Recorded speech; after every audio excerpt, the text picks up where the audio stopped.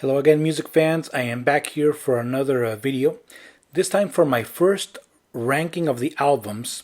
I'm going to jump on that bandwagon, and this will be for the band Kiss. All right, a band that I do have their entire discography of. And I'm also very familiar with that discography. So I'm pretty confident that I can make my own ranking. Of course, with that in mind, this is my own ranking. Not anybody else's. I'm not giving you the best of Kiss or anything like that. Just my own personal opinion, and even that could change at any moment because even though I am familiar with the band from ever since I was a kid, and I listened to many of the albums as they came out. The years they came out. I didn't want to do the ranking just from memory, and I went back and I listened to the entire studio discography. But this is going to be just the studio albums, from the get go. So just to be extra sure. So let's get started. All right.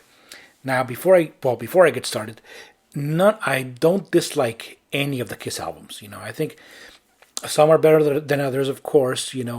But there's no album that I say, I just can't listen to this. With that in mind, let's start with there's 22 studio albums, and we'll start here with my least favorite. I still like this album, which is A Carnival of Souls. A very dark, grungy album, and there's some good stuff here. I listened to it, and there was a lot of stuff that I liked, but it is just so unlike Kiss that's why and also the albums that are going to be on these the bottom three. I mean, the bottom three, it's not that there's bad albums, they just don't fit with the Kiss sound, in my opinion. So Carnival of Souls, check it out if you haven't. There's some interesting stuff here.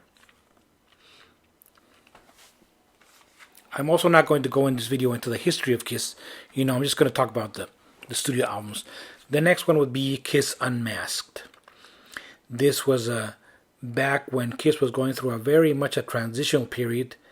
They didn't know if the band was going to continue or not, if Ace and Peter were in the band. In fact, Ace and Peter are here in the band in name only, because in many of the tracks, it's not them playing, but that's beside the point. The thing is, the reason why it's so low here on the ranking is because this is very much a pop album, And though there are good pop songs here, it is a pop album.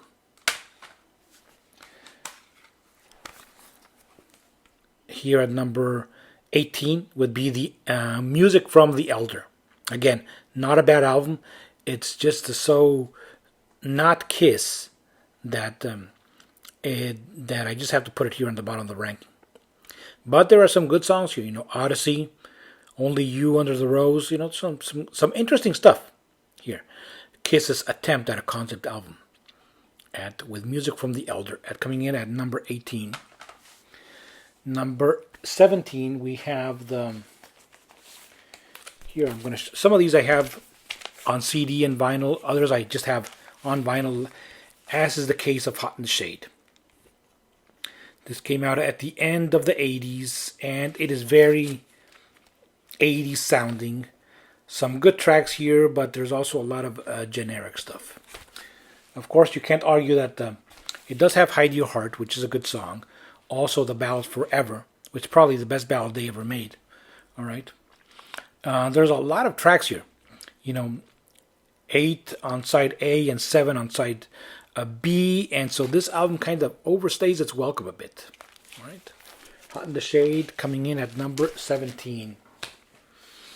At number 16, we have Asylum. Another 80s album. Very polished sounding. Okay. Who Wants to Be Lonely? Right here, the hit. Tears Are Falling, the other hit. All right. But again, some of the songs just don't stand out.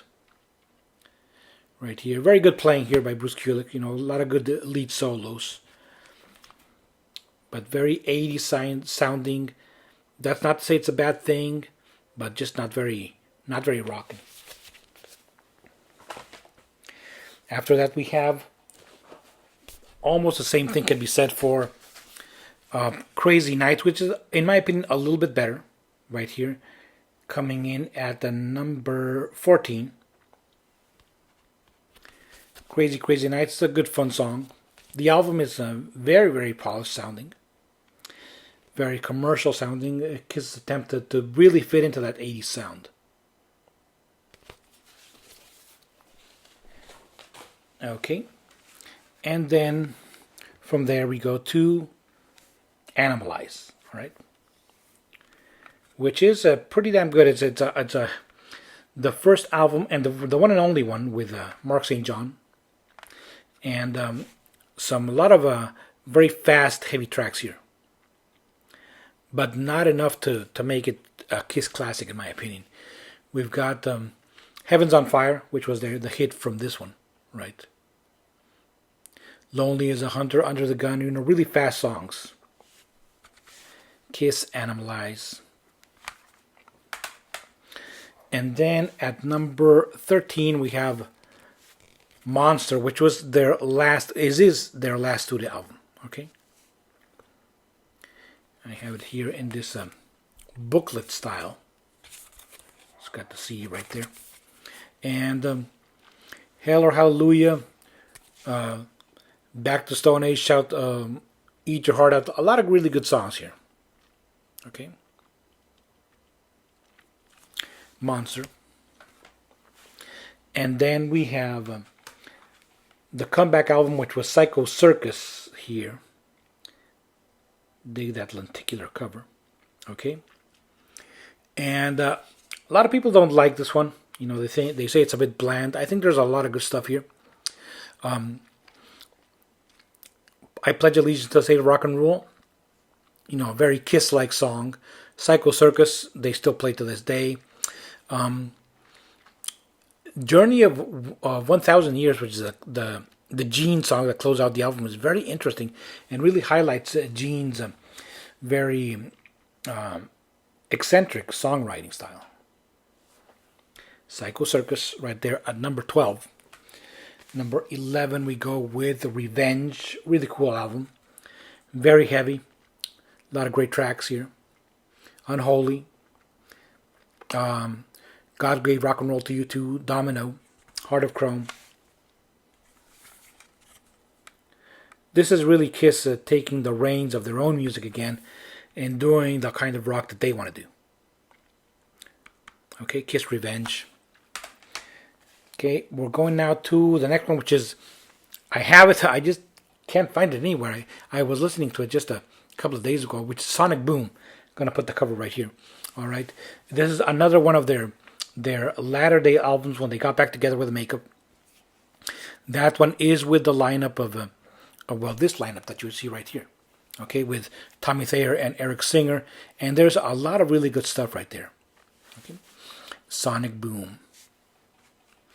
After that, we'll go with Dynasty, which a lot of people malign as the disco album, but that's not true. This is a very rockin' album.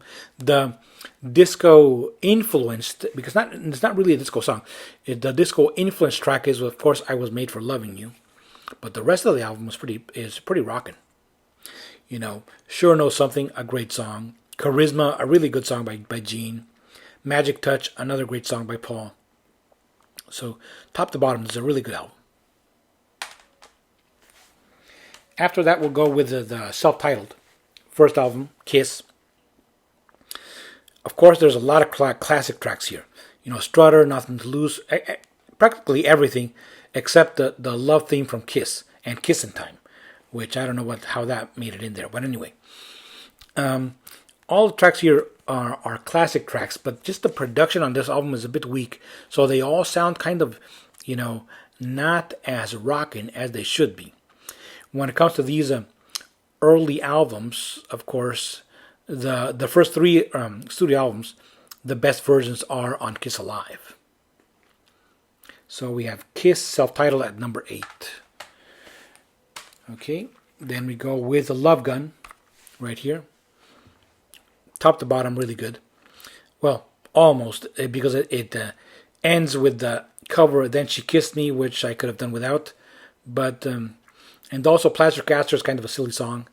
But anyway, the rest is really good. I Stole Your Love, Christine 16, God Love for Sale, Shock Me. Okay. And of course, the classic title track. We'll now go here with Lick It Up. Here, very heavy album, great songs. And Gene's vocal performance here is just crazy. I mean, he really, really screams the songs here. You know, Dance All Over Your Face, Fits Like a Glove, Young and Wasted. All of these songs are Gene songs, and he really lets go on them. Of course, all the Paul songs are really good too. You know, Exciter, Lick It Up, of course. Really good. And also on the Paul songs here, I hear shades of his solo album, the '78 solo album. You know, there's a little bit of that sound here.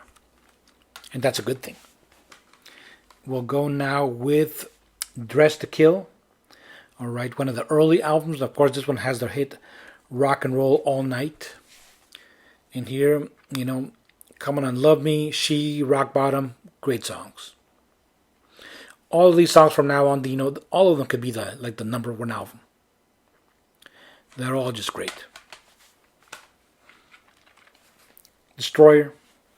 For many people, this is the number one album, and it could be for me too. You know, after a few more listens, I don't know, could change my mind.